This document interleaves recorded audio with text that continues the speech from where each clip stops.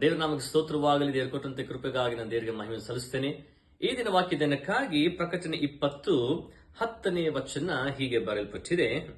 ಇದಲ್ಲದೆ ಅವರನ್ನು ಮರಳುಗೊಳಿಸುವ ಸೈತಾನನು ಬೆಂಕಿ ಗಂಧಕಗಳಿರುವ ಕೆರೆಯಲ್ಲಿ ದೊಬ್ಬಲ್ಪಟ್ಟನು. ಅಲ್ಲಿ ಮೃಗವು ಸುಳ್ಳು ಪ್ರವಾದಿಯೂ ಕೂಡ ಇದ್ದಾರೆ. ಅವರು ಹಗಲಿರುಳು ಯುಗಾಂತರಗಳಲ್ಲಿಯೂ ಯಾತನೆ ಪಡುತ್ತಿರುವರು. ದೇವರ ವಾಕ್ಯದಲ್ಲಿ ನಾವು ಗಮನಿಸ್ತೇವೆ, ಮರಳುಗೊಳಿಸುವವನನ್ನ ನರಕಕ್ಕೆ ಹಾಕಲಾಗುತ್ತದೆ. ಪ್ರಿಯ ದೇವ ಜನರೇ, ಹಾಗಾದ್ರೆ ನರಕ ಅನ್ನುವಂಥದ್ದು ನಿಜವಾಗಿಯೂ ಇದೆಯಾ? ಹಾಗಾದ್ರೆ ಎಲ್ಲಿದೆ? ಆ ನರಕವನ್ನ ಯಾತಕ್ಕಾಗಿ ಸಿದ್ಧ ಮಾಡಲ್ಪಟ್ಟಿದೆ? ಯಾರಿಗಾಗಿ ಸಿದ್ಧ ಮಾಡಲ್ಪಟ್ಟಿದೆ? ದೇವರ ವಾಕ್ಯ ನಾವು ಗಮನಿಸ್ತೇವೆ. ದೇವರ ಒಂದು ಮಾರ್ಗ ಪರಿಶುದ್ಧವಾದಂತ ಮಾರ್ಗವಾಗಿದೆ. ಅದು ಪರಲೋಕದ ಮಾರ್ಗವಾಗಿದೆ. ಒಂದು ನಿತ್ಯ ಜೀವ, ಇನ್ನೊಂದು ನಿತ್ಯ ಮರಣ. ಒಂದು ಪರಲೋಕ, ಇನ್ನೊಂದು ನರಕ. ದೇವರಲ್ಲಿ ವಿಶ್ವಾಸವನ್ನಿಟ್ಟು ದೇವರ ವಾಕ್ಯಗಳನ್ನು ಅನುಸರಿಸಿ ಆತನ ಆಜ್ಞೆಗಳನ್ನು ಕೈಕೊಂಡು ನಡೆಯುತ್ತಾ ದೇವರನ್ನ ಮಹಿಮೆ ಪಡಿಸುವಂತಹ ಮನುಷ್ಯರು ಪರಲೋಕವನ್ನ ಸೇರುವಂತರಾಗಿರುತ್ತಾರೆ.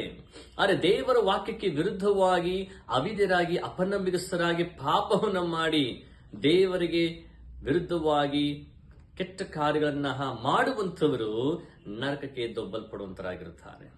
ಪ್ರಿಯರೇ, ಹಾಗಾದ್ರೆ ಈ ನರಕ ಅನ್ನುವಂಥದ್ದು ಆಳವಾಗಿರುವಂಥದ್ದು ಎಂಬುದನ್ನ ನಾವು ವಾಕ್ಯದಲ್ಲಿ ಗಮನಿಸುವಂತರಾಗಿದ್ದೇವೆ. ಪರಲೋಕ ಅನ್ನುವಂಥದ್ದನ್ನ ದೇವರ ವಾಸಸ್ಥಳ ಎಂಬುದನ್ನ ನಾವು ಗಮನಿಸುವಂತರಾಗಿದ್ದೇವೆ. ದೇವರು ವಾಸಿಸುವಂತಹ ಆ ಒಂದು ಸ್ಥಳವು ಸಂಪೂರ್ಣವಾಗಿ ಪರಿಶುದ್ಧವಾದಂಥದ್ದು. ಅಲ್ಲಿಗೆ ಹೋಗಬೇಕು ಅಂತ ಹೇಳುವುದಾದ್ರೆ ನಾವು ದೇವರ ಹಾಗೆ ಪರಿಶುದ್ಧರಾಗಿ ಜೀವಿಸುವಂತರಾಗಿರಬೇಕು. ಪರಿಶುದ್ಧತೆ ಇಲ್ಲದೆ ದೇವರನ್ನ ಕಾಣಲಿಕ್ಕೆ ಸಾಧ್ಯತೆ ಇಲ್ಲ. ಪರಿಶುದ್ಧತೆ ಇಲ್ಲದೆ ದೇವರ ಮಹಿಮೆಯನ್ನ ಅದ್ಭುತಗಳನ್ನು ಕಾಣಲಿಕ್ಕೆ ಸಾಧ್ಯವಿಲ್ಲ. ಹಾಗಾದ್ರೆ ದೇವರು ಪರಿಶುದ್ಧನಾಗಿರುವುದರಿಂದ ನೀವು ಕೂಡ ಪರಿಶುದ್ಧರಾಗಿರಿ ಎಂಬುದನ್ನು ವಾಕ್ಯ ಹೇಳುತ್ತದೆ. ಹಾಗಾದ್ರೆ ನರಕಕ್ಕೆ ಹೋಗುವಂತವರು ಪಾಪಗಳನ್ನ, ಕೆಟ್ಟ ಕಾರ್ಯಗಳನ್ನ ಅಥವಾ ಅನೇಕ ಮೋಸಗಳು, ದೇವರಿಗೆ ವಿರುದ್ಧವಾಗಿರುವಂತಹ ಕೆಟ್ಟ ಕಾರ್ಯಗಳನ್ನ ಮಾಡುತ್ತಾ ಜೀವಿಸುವಂತಹ ಮನುಷ್ಯನು ನರಕಕ್ಕೆ ಹೋಗುವಂತನಾಗಿದೆ. ಮುಖ್ಯವಾಗಿ ಈ ಒಂದು ನರಕ ಅನ್ನುವಂಥದ್ದನ್ನ ಸೈತಾನನಿಗಾಗಿ ಇದು ಸಿದ್ಧಪಡಿಸಲಾಗಿದೆ. ಸೈತಾನನು ದೇವರಿಗೆ ವಿರುದ್ಧವಾಗಿ ಅವನು ಎದ್ದೇಳೋದಕ್ಕಿಂತ ಮುಂಚಿತವಾಗಿ ನಾವು ಗಮನಿಸುವಂತರಾಗಿದ್ದೇವೆ. ಆ ಒಂದು ಲೂಸಿಫರನು ಪರಲೋಕದಲ್ಲಿ ದೇವರ ಜೊತೆಗಾರನಾಗಿದ್ದಾನೆ.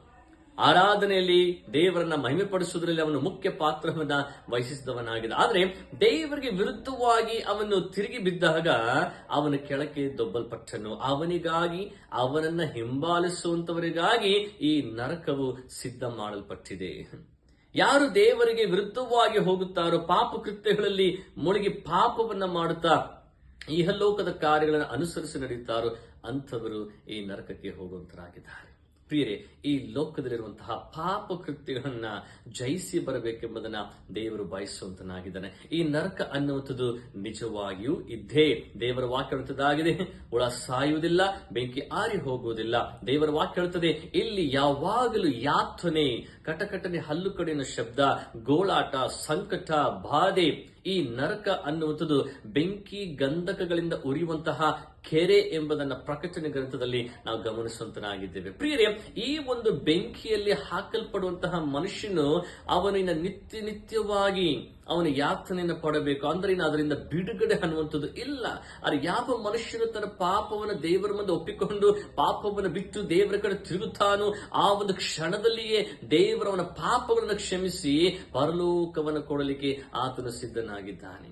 ಪ್ರಿಯ ದೇವ ಜನರೇ, ಪಾಪವನ್ನ ಬಿಟ್ಟು ದೇವರ ಕಡೆಗೆ ತಿರುಗಿಕೊಳ್ಳಿ ಎಂಬುದಾಗಿ ದೇವರ ವಾಕ್ಯಗಳ ಪ್ರಕಾರವಾಗಿ ನಾವು ದೇವರನ್ನ ಅರಿತುಕೊಂಡು ದೇವರ ಚಿತ್ತದಂತೆ ನಡೆಯುತ್ತಾ ಆ ಒಂದು ಪರಲೋಕಕ್ಕಾಗಿ ನಮ್ಮನ್ನು ಸಿದ್ಧತೆ ಮಾಡಿಕೊಳ್ಳುವಾಗ ದೇವರು ನಮ್ಮನ್ನ ಆಶೀರ್ವಾದ ಮಾಡಿ ನಡೆಸುವನಾಗಿದ್ದಾನೆ. ಪ್ರಿಯರೇ, ಈ ಒಂದು ಬೆಂಕಿ, ಈ ಒಂದು ಆ ನರಕ ಅನ್ನುವಂಥದ್ದು ದೇವರಿಗೆ ವಿರುದ್ಧವಾಗಿ ಅಥವಾ ಅವಿಧೇಯರಾಗಿ ದೇವರಿಗೆ ವಿರುದ್ಧವಾಗಿ ಪಾಪವನ್ನ ಮಾಡುವಾಗ ಆ ನರಕಕ್ಕೆ ಹೋಗಬೇಕಾಗುತ್ತದೆ. ಪ್ರಿಯರೇ, ಹಾಗಾದ್ರೆ ಆ ನರಕದಿಂದ ನಾವು ತಪ್ಪಿಸಿಕೊಳ್ಳಬೇಕಾದ್ರೆ ಏನು ಮಾಡಬೇಕು? ಆ ನರಕಕ್ಕೆ ನಾನು ಹೋಗಲಿಕ್ಕೆ ನನಗೆ ಇಷ್ಟವಿಲ್ಲ ಎಂಬುದಾಗಿರೋದ್ರೆ ಏನು ಮಾಡಬೇಕು? ಇಹಲೋಕದ ಕೆಟ್ಟ ಕಾರ್ಯಗಳನ್ನು ಬಿಟ್ಟು, ದೇವರಿಗೆ ವಿರುದ್ಧವಾಗಿರುವಂತಹ ಪಾಪ ಕಾರ್ಯಗಳನ್ನು ಬಿಟ್ಟು, ದೇವರ ಚಿತ್ತಕ್ಕೆ ಅನುಸಾರವಾಗಿ ನಡೀತಾ, ದೇವರ ವಾಕ್ಯದಲ್ಲಿ ಜೀವಿಸುತ್ತಾ, ಆತನ ಮಹಿಮೆಗಾಗಿ ಮುಂದೆ ಸಾಗುವಾಗ ದೇವರು ಈ ನರಕದಿಂದ ಬಿಡುಗಡೆ ಮಾಡೋದಕ್ಕಾಗಿ ತನ್ನ ಒಬ್ಬನೇ ಮಗನಾದ ಯೇಸು ಕ್ರಿಸ್ತನನ್ನ ಈ ಲೋಕಕ್ಕೆ ಕಳಿಸಿಕೊಟ್ಟನು.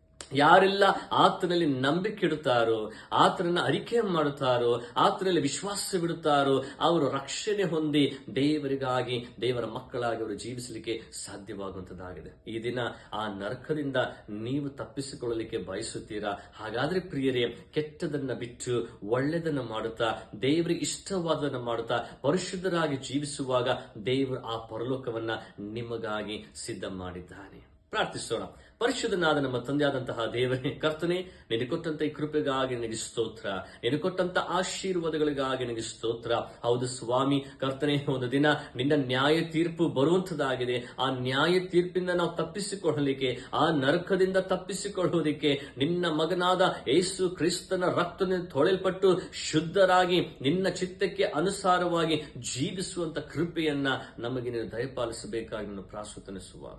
ನಿನಗೆ ಕೊಟ್ಟಂತೆ ಎಲ್ಲ ಆಶೀರ್ವಾದಗಳಿಗಾಗಿ ನಿನಗೆ ಸ್ತೋತ್ರಗಳನ್ನು ಸಲ್ಲಿಸುತ್ತೇನೆ. ನಿನಗೆ ಕೊಟ್ಟಂತೆ ಎಲ್ಲ ಕೃಪೆಗಾಗಿ ನಿನಗೆ ಸ್ತೋತ್ರ ಸಲ್ಲಿಸುತ್ತೇನೆ. ಈ ವಾಕ್ಯವನ್ನು ಕೇಳಿದಂತ ಪ್ರತಿಯೊಬ್ಬರ ಜೀವಿತಗಳಲ್ಲಿ ಸ್ವಾಮಿ ಮಾನಸಾಂತರವನ್ನು ಹುಟ್ಟಿಸಿ ನಿನ್ನನ್ನು ಕಂಡುಕೊಂಡು ನಿನ್ನ ವಾಕ್ಯದಲ್ಲಿ ಜೀವಿಸಲಿಕ್ಕೆ ನಿನ್ನ ಸಹಾಯವನ್ನು ಮಾಡು. ಯೇಸುವಿನ ನಾಮದಲ್ಲಿ ಪ್ರಾರ್ಥಿಸುತ್ತೇನೆ ನಮ್ಮ ತಂದೆಯಾದಂಥ ದೇವರೇ, ಆಮೆನ್.